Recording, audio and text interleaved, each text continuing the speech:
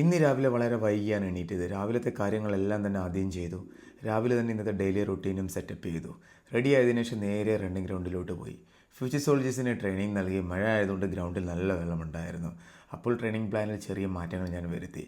Training കഴിഞ്ഞ് ഞാൻ എൻ്റെ ട്രെയിനിങ് ഫോളോ ചെയ്തു. രാവിലെയാണ് ഞാൻ എൻ്റെ കാർഡിയോ സെക്ഷൻ ചെയ്യുന്നത്. ചില ദിവസങ്ങൾ രാത്രിയിലും ചെയ്യാറുണ്ട്. അതിനുശേഷം നേരെ വീട്ടിലെത്തി റെഡിയായി നേരെ ഞാൻ ഓഫീസിലോട്ട് പോയി. ഓഫീസിലെത്തിയാൽ പിന്നെ സമയം പോകുന്നതേ അറിയില്ല. ഒത്തിരി ലോഡ് വർക്കുണ്ട്. ഓരോന്നും പതുക്കെ പതുക്കെ ചെയ്ത് സമയം പോകുന്നത് ഒട്ടും അറിയില്ല. ഉച്ചയ്ക്കത്തെ മീലും വർക്കും എല്ലാം കംപ്ലീറ്റ് ചെയ്ത് വൈകുന്നേരമാണ് ഞാൻ ഇന്നത്തെ എൻ്റെ വെയിറ്റ് ട്രെയിനിങ് സെഷൻ സെറ്റ് ചെയ്തത്. ജിമ്മിലെത്തി വാം സെക്ഷൻ കംപ്ലീറ്റ് ആക്കി ഞാൻ എൻ്റെ ബാക്ക് ഡേ സ്റ്റാർട്ട് ചെയ്തു. ബാക്കിന് വേണ്ടി 4 എക്സസൈസ് വേരിയേഷനാണ് ഫോളോ ചെയ്തത്.